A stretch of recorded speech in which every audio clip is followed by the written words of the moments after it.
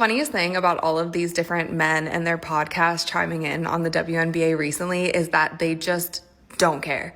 And they don't take it seriously. Like, at the end of the day, the WNBA is sports. None of us should actually be taking everything so seriously, and that's exactly what the men are doing. They're used to talking about men's sports like the NBA and the NFL, where essentially they just clown one another all day long. And then you have people in the WNBA fandom of it all getting like so uptight over things that we should just be laughing at. Like, we need to take some advice from the men and just chill out. I'm watching some of these clips and they're just saying what's on their mind and then just laughing and then moving on about their day. Meanwhile, there's like crash outs and think pieces and meltdowns happening within the WNBA fandom. Like, just imagine if all of us just could take a joke. If all of us could also just laugh at ourselves every once in a while. If all of us could realize that basketball is a freaking sport at the end of the day and it's made for entertainment. We're not solving world hunger. We're not saving the world here.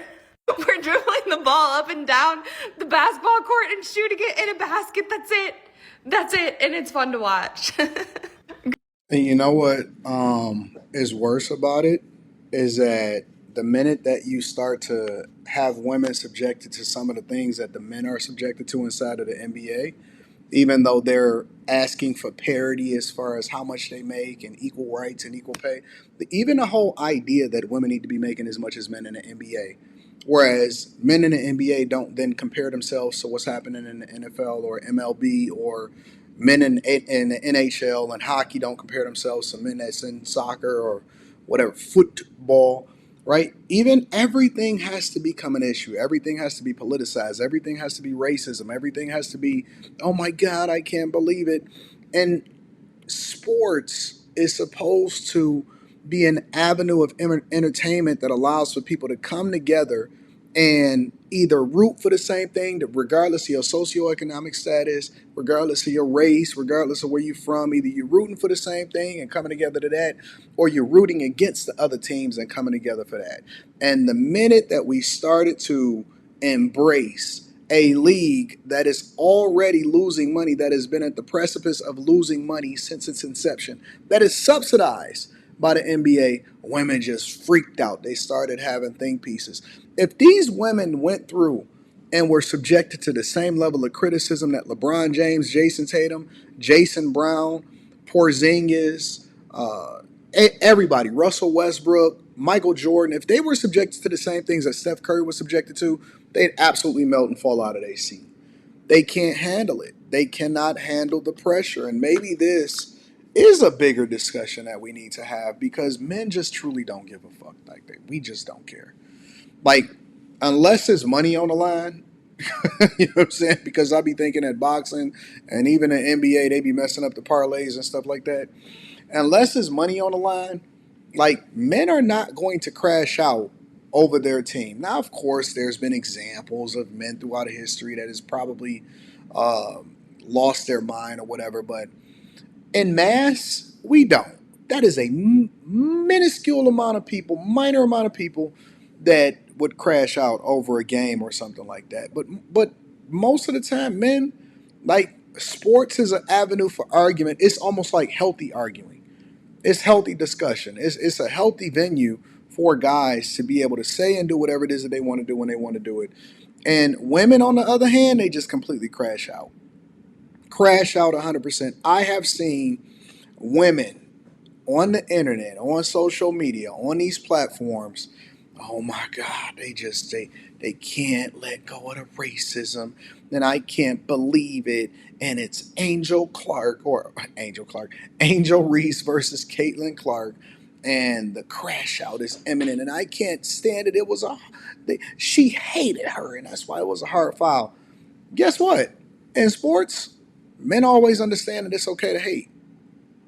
Oh man, I probably just called another.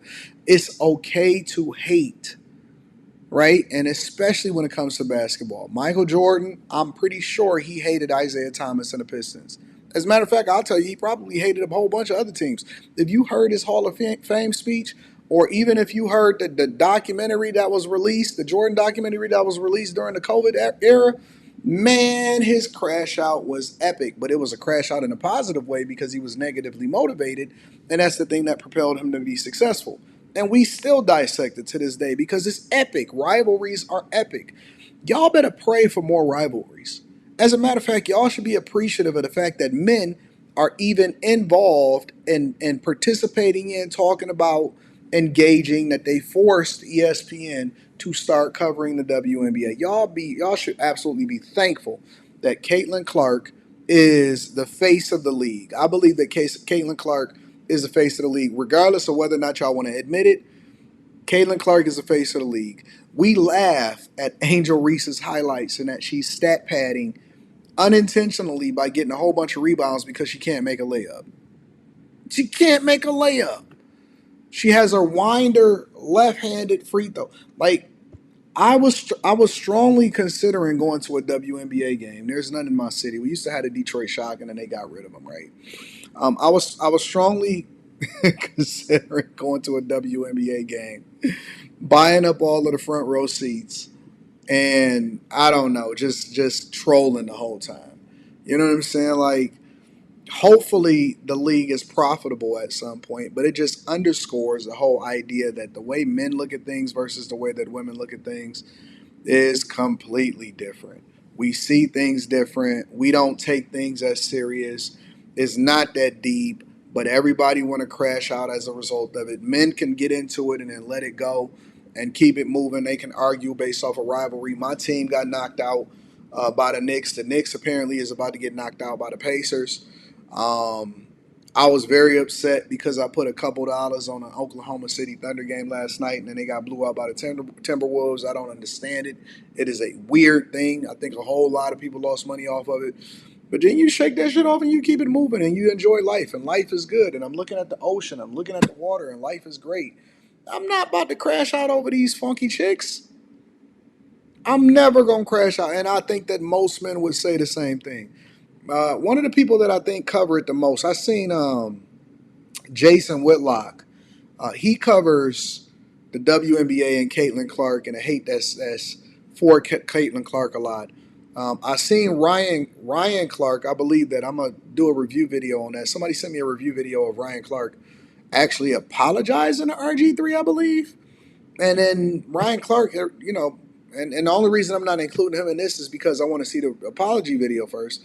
But he had crashed out at RG3. And so I don't know, man. I just don't think it's that serious. I don't think that we need to take it that serious. It's sports at the end of the day, and they don't even really make that much money. So make sure you guys tap into the Patreon. We make more money talking about them than they make money on the basketball court. Make sure you guys tap into the Patreon. Link is in the description. T Genly, 40% off your first order plus 20% off of life. I love you. I appreciate you. I'm going to holler at you guys later. Peace.